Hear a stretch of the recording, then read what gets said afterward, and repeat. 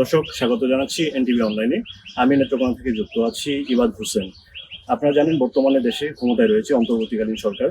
অন্তর্বর্তীকালীন সরকার 2025 এবং 26 যে অর্থ বছর আছে, অর্থ বছরের বাজেট খুব শীঘ্রই প্রকাশ করতে যাচ্ছে। 2025 এবং 26 অর্থ বছরের বাজেট নিয়ে সাধারণ মানুষের যে প্রত্যাশা, সেই প্রত্যাশাটি আমি নেত্রকোনা জেলার সাধারণ মানুষের সেই প্রত্যাশাটি আপনাদের সামনে তুলে ধরবো। আমাদের সাথেই থাকুন। আগামী দিনের যে বাজেট হবে সেই বাজেট হতে হবে শিক্ষা বান্ধব বাজেট, যাতে একটি প্রণয়ন করা হয়। আমরা দেখেছি গত বছরের বাজেটেও প্রায় 12% বাজেটের বরাদ্দ রাখা হয়েছিল শিক্ষাক্ষেত্রে। আমরা চাই এবারের শিক্ষা বাজেট যেন বাড়িয়ে 20%-এ উন্নীত করা হয়। একটি আধুনিক কর্মমুখী শিক্ষাবান্ধব শিক্ষানীতি প্রণয়ন করা এখন খুব গুরুত্বপূর্ণ। বর্তমান সামাজিক প্রেক্ষাপটে আমাদের কর্মমুখী শিক্ষার কোনো বিকল্প নেই। আগামীর বাংলাদেশ শিক্ষিত তরুণদের হাতে, শিক্ষিত তরুণরা যাতে নেতৃত্ব দিতে পারে। সেটা হচ্ছে বর্তমান বিশ্ব হচ্ছে একটি আধুনিক বিশ্ব, এবং সমরাষ্ট্রের দিক থেকে সকল দেশগুলি এবং আধুনিক বিশ্বগুলি, যে আধুনিক রাষ্ট্রগুলি আছে, সবগুলি হচ্ছে অনেক বেশি উন্নত। আমাদের পার্শ্ববর্তী দেশ দুটি পারমাণবিক শক্তিধর দুটি দেশ আমাদের পাশেই দুটি দেশ অবস্থান করছে, পাকিস্তান এবং ভারত। সেদিক থেকে আমরা সামরিক দিক থেকে আমরা খুব বেশি পিছিয়ে আছি। আমরা এই অর্থ বছরে সরকারের কাছে আমরা প্রত্যাশা করব যে সামরিক খাতে অনেক বেশি বরাদ্দ দিয়ে আমাদের সামরিক খাতটাকে এবং সামরিক বাহিনীগুলিকে অনেক বেশি শক্তিশালী করা হোক। এইটি প্রত্যাশা আমাদের জনসাধারণের পক্ষ থেকে, আমাদের পক্ষ থেকে এবং বাংলাদেশের আপামর জনতার পক্ষ থেকে আমরা এটাই প্রত্যাশা করি যে সামরিক খাতকে বেশি শক্তিশালী করার জন্য এখানে আমাদের এই বাজেটকে অনেক বেশি গুরুত্ব দেওয়া হোক। বাংলাদেশের 64টি জেলা আছে, জেলাভিত্তিক যদি বাজেটগুলো সুন্দরভাবে পরিমার্জিতভাবে হয়, সুপরিকল্পিতভাবে হয়, তাহলে দেশবাসী এবং সাধারণ মানুষ এবং বিশেষ আমাদের যে কোমলমতি শিক্ষার্থীরা, তারা খুবই বেশি রকম উপকৃত হবে। সেটা কেমন? যেমন ধরেন যে আপনার যে জেলাভিত্তিক যদি বাজেটগুলো করা হয়, সেটা যদি আপনার প্রাইমারি লেভেল থেকে কলেজ লেভেল পর্যন্ত, উচ্চশিক্ষা পর্যন্ত যে আমাদের উপজেলাভিত্তিক যে শিক্ষা প্রতিষ্ঠানগুলো আছে, এগুলোকে যদি বাজেটের আওতা সুন্দরভাবে সমন্বিতভাবে করা হয় এবং রুট লেভেলের যে স্টুডেন্ট যারা ঝরে পড়ে এবং খেটে খাওয়া মানুষের যে সন্তানরা, তারা লেখাপড়ার সুযোগ পাবে এবং সুন্দরভাবে একটা শিক্ষার পরিবেশ গড়ে তুলতে পারবে আমরা আশা করি। এবং সেই সাথে যে বৈষম্যমূলক যে বাজেট করা হয়, যে শহরগুলোতে শহর কেন্দ্রিক যে প্রতিষ্ঠানগুলো আছে তাদেরকে তো উচ্চ বিলাসী বাজেট দেওয়া হয়, আমাদের রুরাল অঞ্চলে সেই বাজেটগুলো দেখা যায় যে বেশ বৈষম্যের শিকার হয়।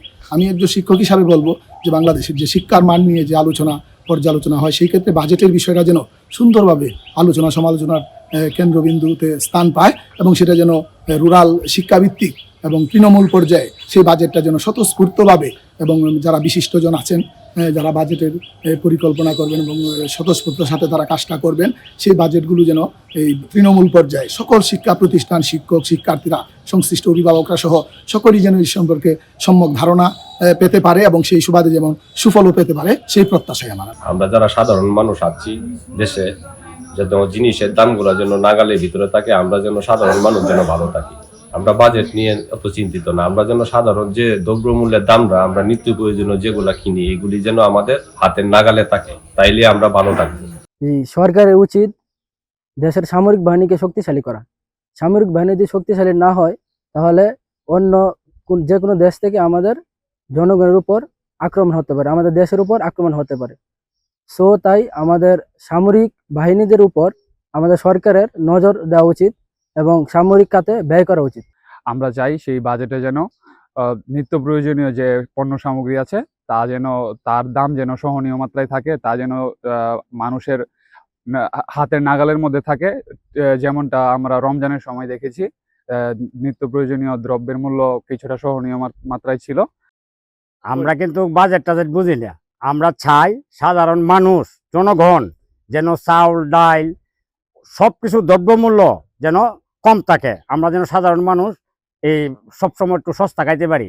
কারণ এখন দেওয়া যায় কি, 1000 টাকা নিয়ে গেলে এই চাউল ডাল কিনে বাড়িতে লই আমার মতো কোনো ক্ষমতা নাই। আমরা সরকারের কাছে অন্য কিছু চাই না, চাই শুধু বাচ্চা কাচ্চা নিয়ে শান্তিতে থাকতে চাই, জিনিসপত্রের দাম কমতে চাই। বর্তমান সময়ে আমাদের যে পরিস্থিতি আমাদের দেশে চলতেছে, এই সময় প্রয়োজন সরকার আমাদের দ্রব্যমূল্যের দিকে তাকানো। দ্রব্যমূল্য যদি স্থিতিশীল থাকে, তাহলে আমরা সাধারণ মানুষ খেয়ে কেটে বাঁচতে পারবো, আর নয়তো আমাদের জন্য খুব কষ্টকর হয়ে যায় আমাদের সাধারণ মানুষের জন্য। কৃষক বাঁচলে দেশ বাঁচবে। সেই কারণে আমাদের কৃষকদের যে কৃষি উপকরণ, সার, কীটনাশক এবং কৃষি যে বিভিন্ন যন্ত্রপাতি, সেগুলোর জন্য সহজ শর্তে ভর্তুকি মূল্যে যেন দেওয়া হয়। যদি এগুলো ভর্তুকি মূল্যে কৃষকরা পায় তাহলে কৃষক বাঁচবে এবং কৃষি উৎপাদন বাড়বে এবং বাংলাদেশ একটি সমৃদ্ধ কৃষিভিত্তিক দেশে রূপান্তরিত হতে পারবে।